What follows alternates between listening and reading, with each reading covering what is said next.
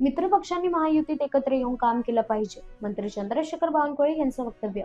मंत्री चंद्रशेखर बावनकुळे यांनी माध्यमांशी संवाद साधताना मित्रपक्षांनी महायुतीत एकत्र येऊन काम केलं पाहिजे, मतभेद मनभेद सार्वजनिक पातळीवर येऊ देऊ नयेत असा स्पष्ट संदेश मंत्री चंद्रशेखर बावनकुळे यांनी दिला आहे.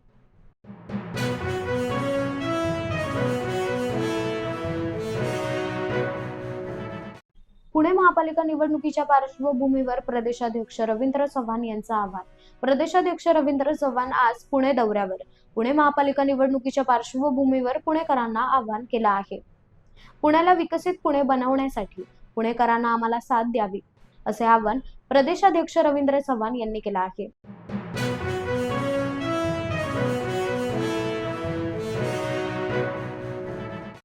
ठाकरेंची तोफ नाही हा तर फुसकाबार, संजय शिरसाट यांची टीका. संजय शिरसाट यांनी माध्यमांशी संवाद साधताना जोरदार टीका केली आहे. तोंडातून वाफ काढण्याचं खासदार संजय राऊत यांचं काम. ठाकरेंची तोफ नाही हा तर फुसकाबार, संजय शिरसाट यांची घणाघाती टीका.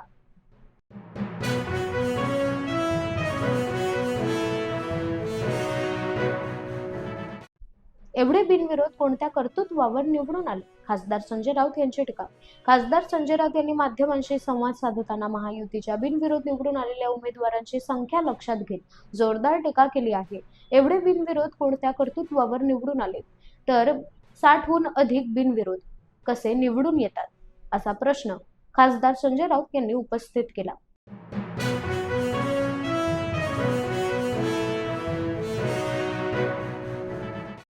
सिंधुदुर्ग जिल्ह्यासह संपूर्ण कोकणच्या विकासाच्या दृष्टीने ऐतिहासिक ठरणारी घडामोड घडली असून चिपी सिंधुदुर्ग विमानतळावर रात्रीच्या लँडिंगसाठी अधिकृत परवानगी मिळाली आहे.